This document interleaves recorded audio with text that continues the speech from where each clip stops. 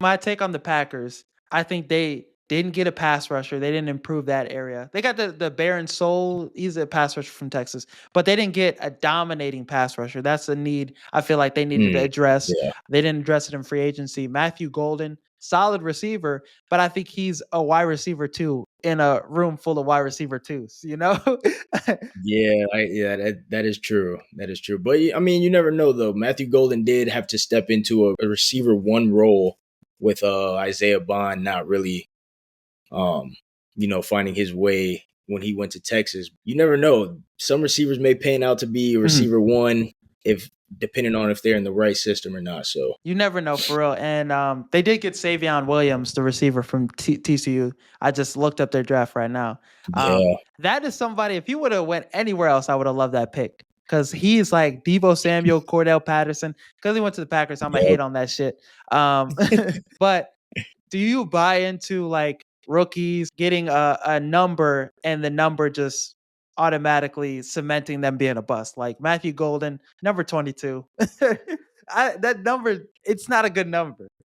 It's not. It's really not. When I saw that he decided to wear 22, I was like, oh, I hope this isn't real. I hope this is a joke.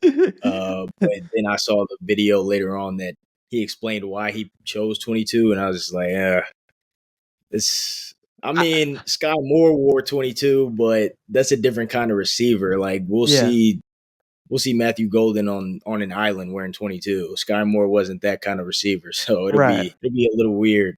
Mm-hmm. That's the thing. Yeah, he's a different type of weapon. Sky Moore returns punts, returns like he does a lot. His game is a lot different.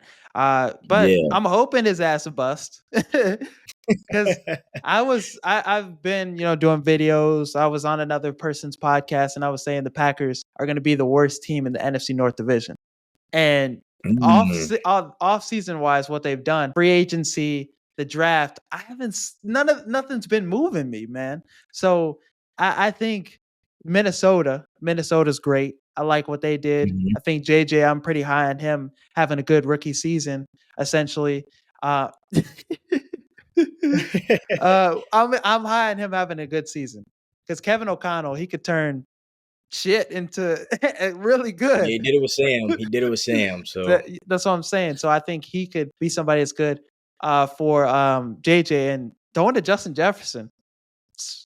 They can have anybody throwing back there. TJ Hawkinson healthy too. So and defensively they got drastically better. So this is how I would rank the NFC North after offseason, after the draft. Bears won. Oh goodness. I was gonna say don't do it. Don't do it. I should have gave was it a warning or I should have gave a warning. A trigger warning. But Bears won. Detroit number 2. Vikings 3, Packers 4. Thoughts on that?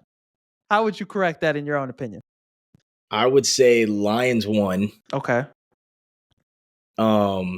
Vikings 2, Bears 3, Packers 4. And even honestly, I wouldn't even be surprised at the end of the year if the Bears are 4 and the Packers are 3. Oh, I've seen a lot of people say the Bears are going to be 4th place again, 7-10. Yeah, I mean, you know my thoughts on the Bears. Yeah, I do.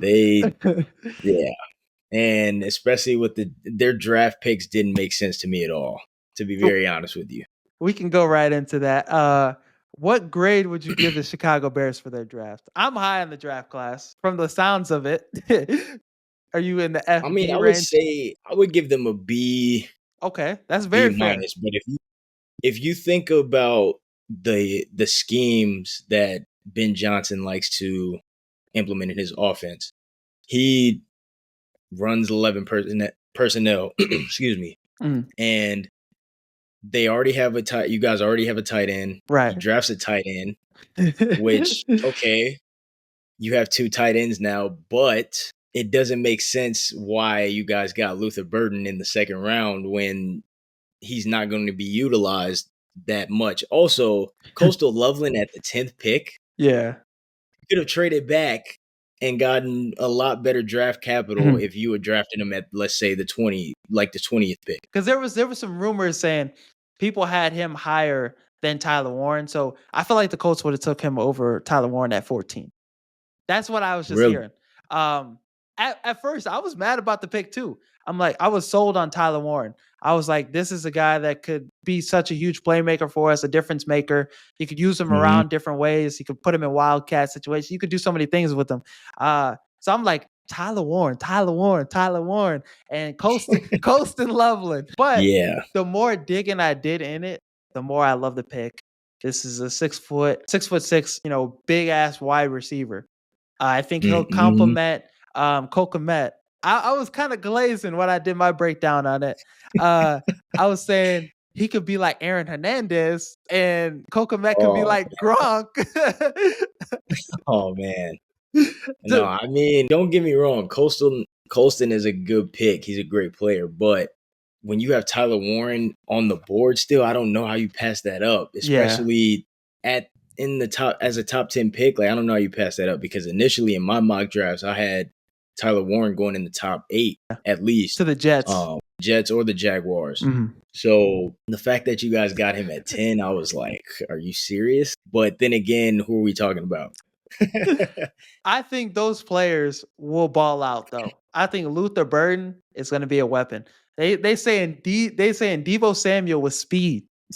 They like that's the type of weapon he is. And you get a guy like Ben Johnson who could creatively use these guys. I think yeah, he's going to get a lot of screen passes. He's going to get some handoffs. They're going to get some jet sweeps to him. He's going to get the Yeah. ball a lot of times. So I think another hot take I'll throw out there. This is an episode Okay. full of hot takes. 1,000 yards rookie season. Whoa. I don't know about that because I would disagree only because I think that this will be a breakout year for Roma Dunze. Yeah, because I no think Roma Keenan Dunze Allen. will, yeah, I think he'll step into his own. You still have DJ Moore there. I can see Luther getting north of 700 yards. Which would be great. We'd take that. Yeah, that would be good for the Bears. But 1,000 is pushing, and I don't know about that. I was saying that to my brother. I was like, "Oh yeah, we finna have 3 1K receivers." He like, how many yards Colston Loveland gonna get? 600. He like Caleb finna throw for Yeah, 6,000 yards or something. That you guys are expecting them to put up Ohio State numbers.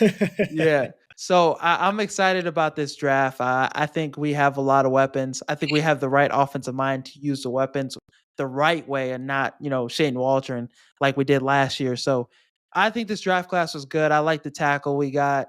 The one selection that I was like, was the linebacker in the 4th round. It was kind of a reach. Hmm. He's fast as hell. They was glazing him. Todd McShay, Yates, all of them were saying he's like a linebacker with jetpacks in his back and shit. Yeah, I saw that. I saw that. So I was like, okay, maybe I need to reevaluate the He does selection. come downhill though. Oh yeah, He comes smacking downhill shit. very well. I Yeah. think he ran like a 4.4. Still, they were projecting him as a UDFA, and we took him in the 4th round. Typical Chicago Bears. It doesn't surprise me. Ryan Post will give you one of those picks where it's like, hey, I know what I'm talking about. I'm smarter than you. Watch this. This is gonna be. Yeah. And then it's another, Kyron Omegaji, Tyler Scott. The list goes on. Exactly. Yeah. But so I like the draft. I give it a B plus. You give it a B minus. But I would want him to get an extension done with, Keenan Allen. I would want him to stay with the Chicago Bears for maybe 2 or 3 more years because he's coming off his best season last year with the Chargers.